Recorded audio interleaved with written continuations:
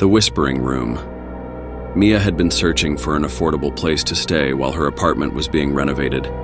She came across an old boarding house on the outskirts of town. It was cheap, quiet, and had a room available immediately. The landlord, an elderly woman with a kind but distant demeanor, handed her the key with a warning. Room 7 is old. If you hear anything strange at night, just ignore it. Mia laughed nervously, thinking it was an odd joke, but the woman didn't laugh back. Room 7 was at the end of a narrow hallway on the second floor. The room was small and plain, just a bed, a desk, and a creaky wardrobe. The walls were yellowed with age, and the single window looked out onto a dense thicket of trees. That night, as Mia settled in, she noticed something strange. When the lights were off, the room seemed louder.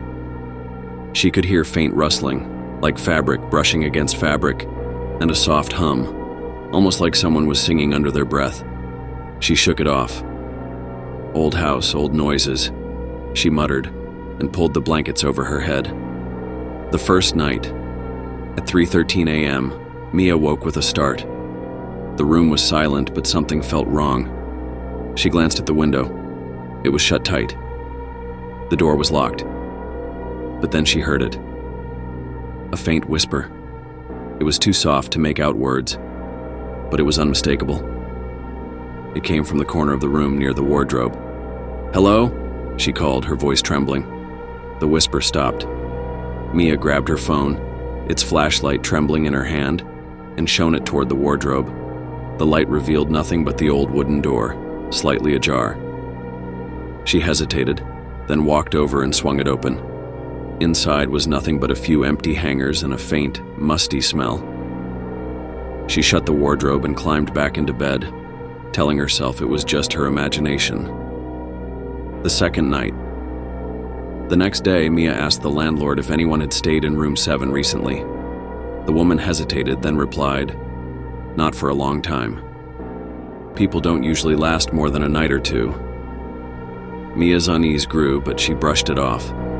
That night, she locked the wardrobe door with an old belt she found in the room and placed a chair in front of it for good measure. She woke again at 3:13 a.m., her throat dry and heart pounding. The room was freezing, far colder than it had been earlier. Then she heard the whisper again. This time, it was clearer, coming from directly beside her bed. "Let me out," it said. Mia's breath caught in her throat. The wardrobe door rattled as though something inside was trying to push it open. Terrified, she grabbed her phone and turned on the flashlight. The wardrobe was still closed, the chair unmoved, but the rattling grew louder. "Let me out," the voice shrieked. Mia screamed and ran out of the room, slamming the door behind her. She spent the rest of the night in her car.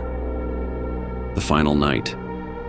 Determined to retrieve her belongings in the daylight, Mia returned to room 7 the next morning. The landlord tried to stop her. "You shouldn't go back in there. It's best if you leave it all behind," the woman said. But Mia refused. Inside the room, everything was just as she'd left it. The wardrobe still locked, the chair still in place. She grabbed her bag and turned to leave when she noticed something odd. The mirror above the desk had a long crack running through it, a crack that hadn't been there before. As she stared at her reflection, her chest tightened. Her reflection didn't match her movements. While Mia stood frozen, the reflection leaned forward, its eyes dark and empty. "You should have let me out," it whispered. The wardrobe door flew open behind her, slamming against the wall. A cold, dark force engulfed the room, pulling Mia toward the gaping maw of the wardrobe.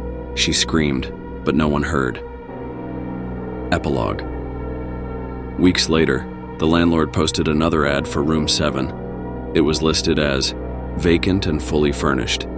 If you looked closely at the wardrobe, though, you'd notice faint scratch marks inside the door. And if you stayed in room 7, you might hear whispers at night.